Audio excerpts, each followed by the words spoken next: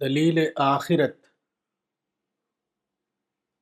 مذہب جن حقیقتوں کو ماننے کی ہمیں دعوت دیتا ہے ان میں سے ایک اہم ترین حقیقت آخرت کا تصور ہے۔ اس کا مطلب یہ ہے کہ موجودہ دنیا کے بعد ایک اور دنیا ہے جہاں ہم کو ہمیشہ رہنا ہے۔ موجودہ دنیا انسان کی امتحان گاہ ہے۔ یہاں ایک خاص عرصے کے لیے انسان کو رکھا گیا ہے۔ اس کے بعد ایک وقت ایسا آنے والا ہے جب اس کا مالک اسے توڑ کر دوسری دنیا دوسرے ڈھنگ پر بنائے گا۔ وہاں تمام انسان دوبارہ زندہ کیے جائیں گے۔ ہر ایک نے موجودہ دنیا میں جو اچھے یا برے عمل کیے ہیں وہ سب وہاں خدا کی عدالت میں پیش ہوں گے، اور ہر ایک کو اس کے عمل کے مطابق انعام یا سزا دی جائے گی۔ یہ نظریہ صحیح ہے یا غلط، اس کو جانچنے کے لیے ہم اس پر چند پہلوؤں سے غور کریں گے۔ امکان۔ پہلی بات یہ ہے کہ کائنات کے موجودہ نظام میں کیا اس طرح کی کسی آخرت کا واقع ہونا ممکن نظر آتا ہے؟ کیا یہاں کچھ ایسے واقعات اور اشارات پائے ہیں جو اس دعوے کی تصدیق کر رہے ہوں؟ یہ نظریہ سب سے پہلے یہ چاہتا ہے کہ انسان اور کائنات اپنی موجودہ شکل میں ابدی نہ ہوں، اور یہ دونوں چیزیں ہماری اب تک کی معلومات کے مطابق بالکل یقینی ہیں۔ ہم اچھی طرح جانتے ہیں کہ یہاں انسان کے لیے بھی موت ہے اور کائنات کے لیے بھی موت۔ دونوں میں سے کوئی بھی موت کے خطرے سے خالی نہیں۔ جو لوگ دوسری دنیا کو نہیں مانتے وہ قدرتی طور پر یہ چاہتے ہیں کہ اسی دنیا کو اپنی ابدی خوشیوں کی دنیا بنائیں۔ انہوں نے اس بات کی بہت تحقیق کی کہ موت کیوں آتی ہے، تاکہ اس کے اسباب کو روک کر زندگی کو جاویداں بنایا جا سکے، مگر انہیں اس سلسلے میں قطعی ناکامی ہوئی۔ ہر مطالعے نے بالآخر یہی بتایا کہ موت یقینی ہے، اس سے چھٹکارا نہیں۔ موت کیوں آتی ہے؟ اس کے تقریباً 200 جوابات دیے گئے ہیں۔ جسم ناکارہ ہو جاتا ہے، اجزائے ترکیبی صرف ہو چکتے ہیں، رگیں پتھرا جاتی ہیں، متحرک البومن کی جگہ کم متحرک البومن آ جاتے ہیں، مربوط کرنے والے نسیج بیکار ہو جاتے ہیں، جسم میں آنتوں کے بیکٹیریا کا زہر دوڑ جاتا ہے، وغیرہ وغیرہ۔ جسم کے ناکارہ ہونے کی بات بظاہر درست معلوم ہوتی ہے، کیونکہ مشینیں، جوتے، کپڑے سبھی ایک خاص مدت کے بعد ناکارہ ہو جاتے ہیں۔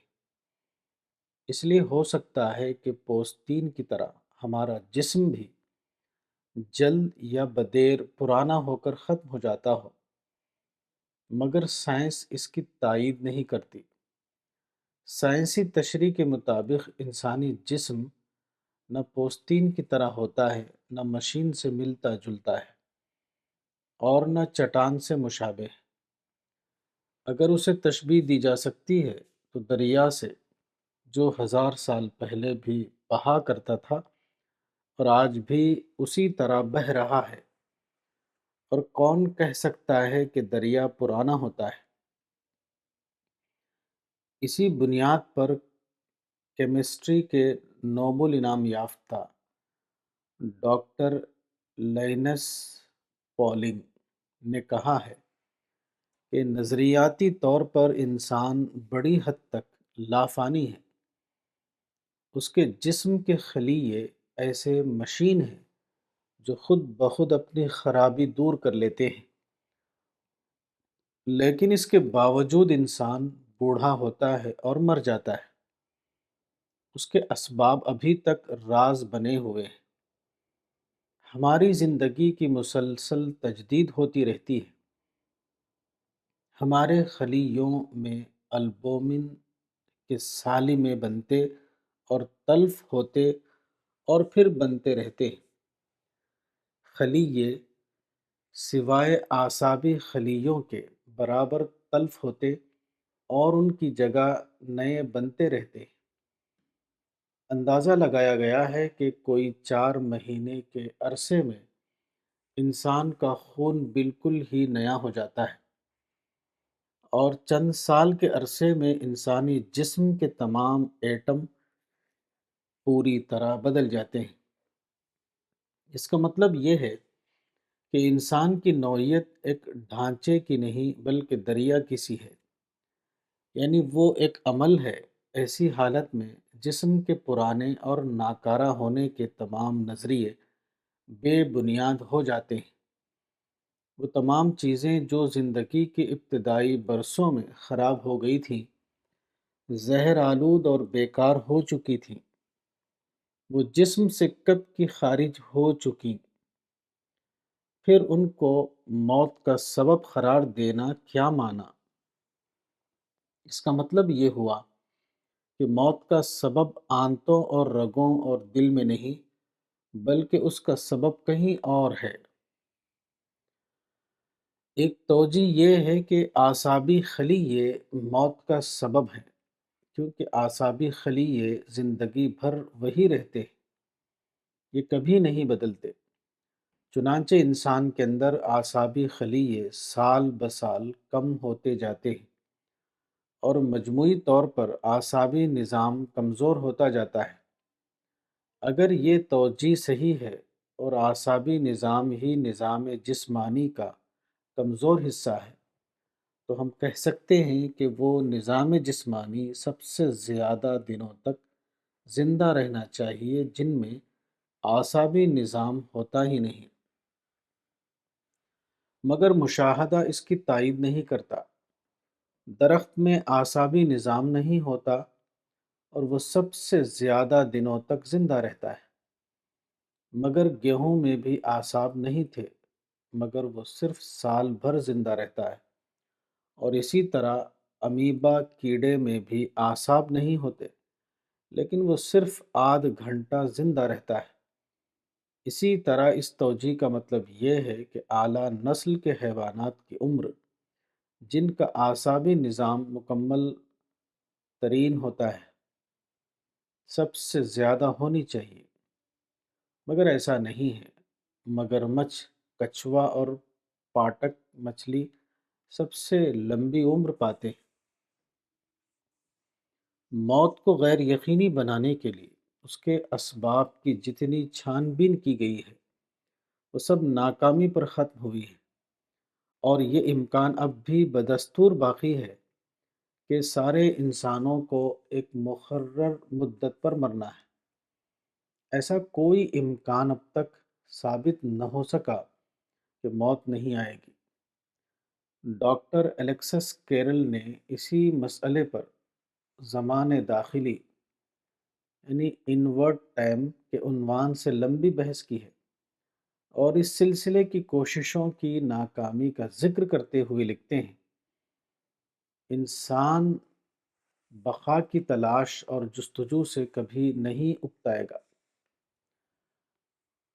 مگر اس کو کبھی یہ چیز حاصل نہیں ہو سکتی، کیونکہ وہ جسمانی ساخت کے چند قوانین کا پابند ہے۔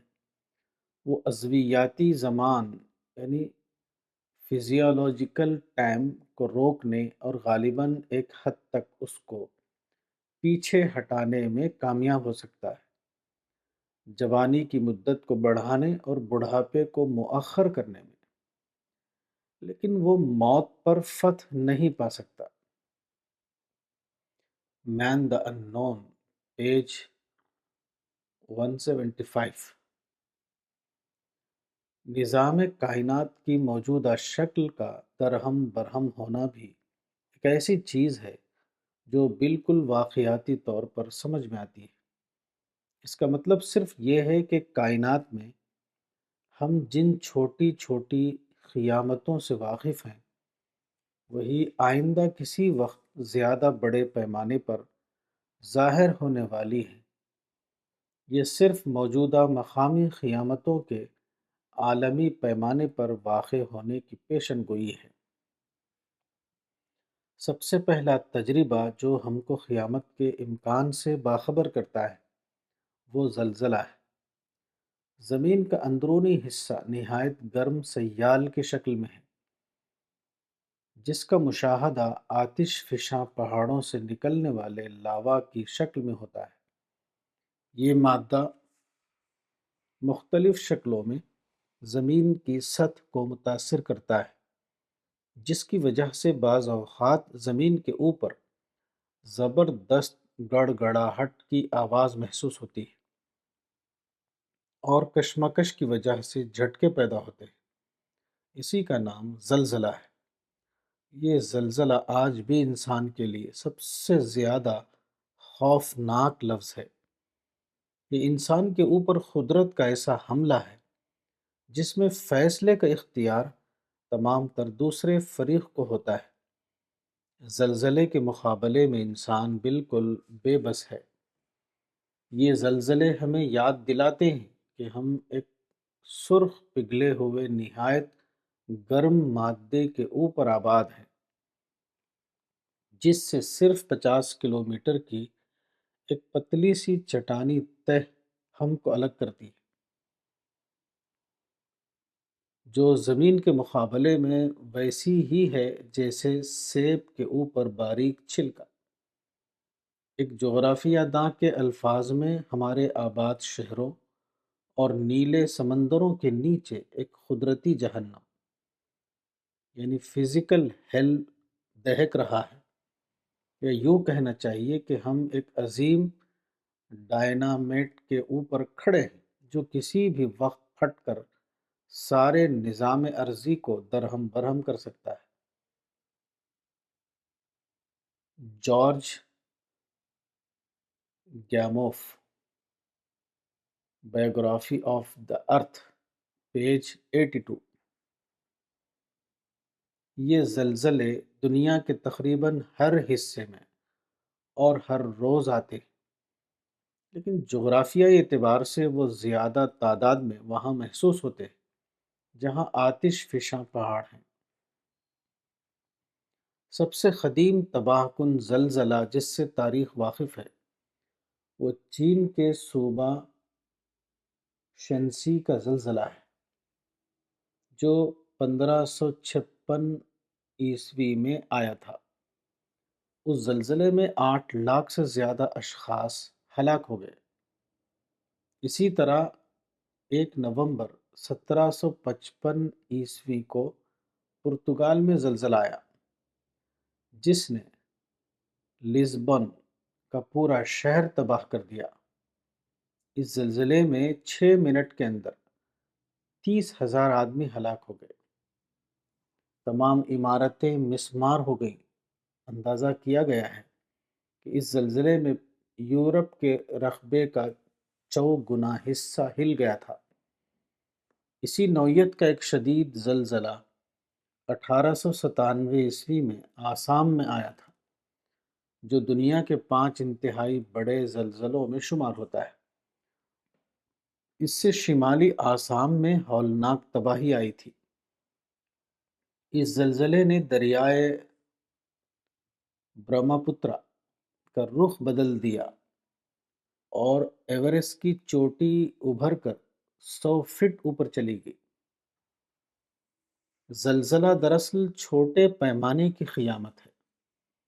جب دہشت انگیز گڑگڑاہٹ کے ساتھ زمین پھٹ جاتی ہے جب پختہ مکانات تاش کے پتوں کی طرح بکھرنے لگتے ہیں، جب زمین کا اوپری حصہ دھنس جاتا ہے اور اندرونی حصہ اوپر آ جاتا ہے، جب آباد ترین شہر چند لمحوں میں وحشت ناک کھنڈر کی صورت اختیار کر لیتے ہیں، جب انسان کی لاشیں اس طرح ڈھیر ہو جاتی ہیں جیسے مری ہوئی مچھلیاں زمین کے اوپر پڑی ہوں، یہ زلزلے کا وقت ہوتا ہے۔ اس وقت انسان محسوس کرتا ہے کہ وہ قدرت کے مقابلے میں کس قدر بے بس ہے۔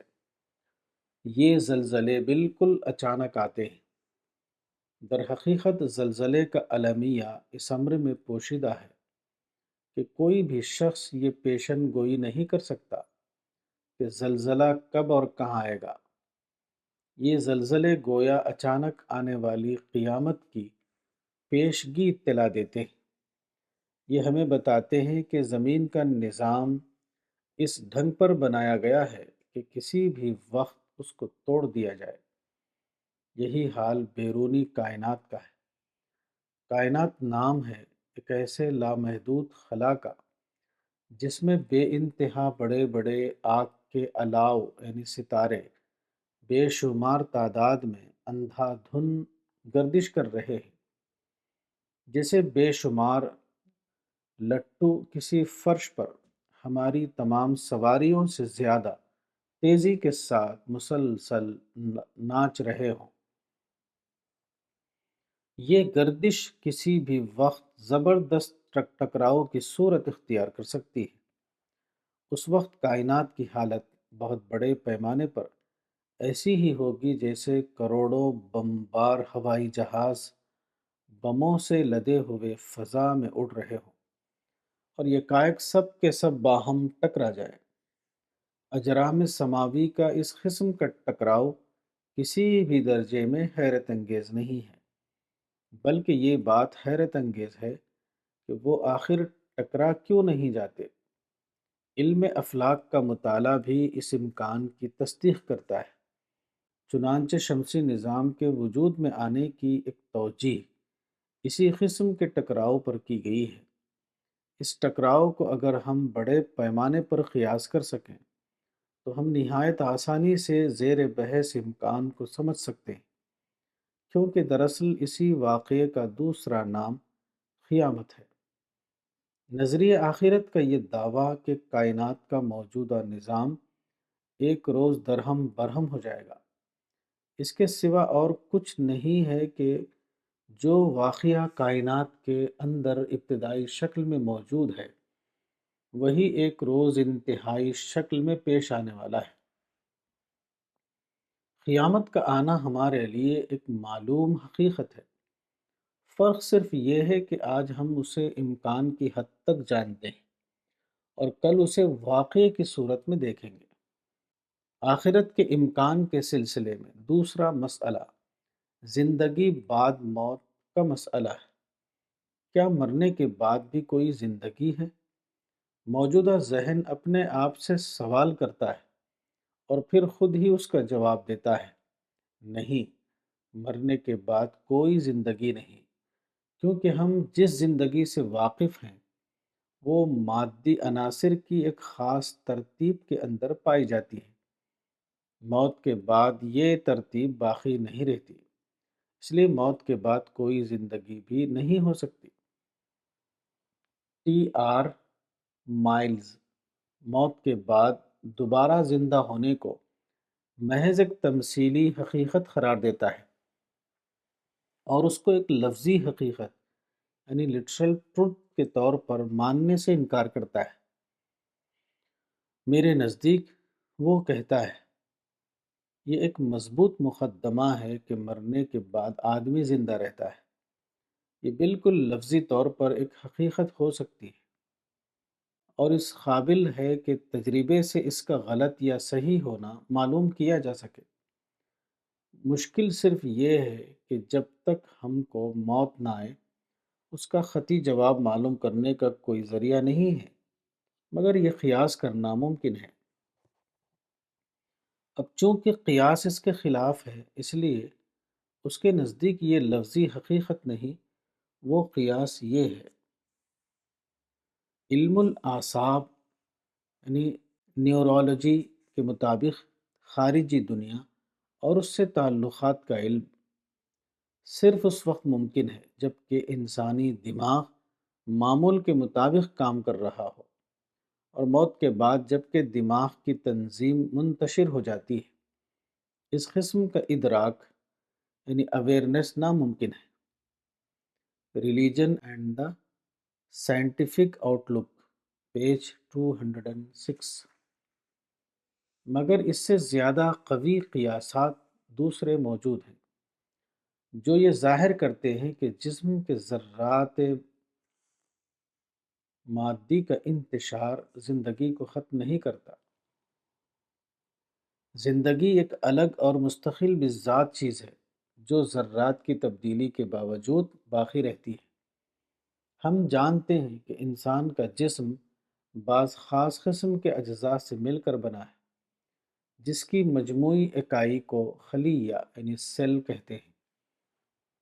یہ خلیے نہایت پیچیدہ ساخت کے چھوٹے چھوٹے ریزے ہیں جن کی تعداد ایک متوسط خط کے انسان میں تقریباً 26 پدم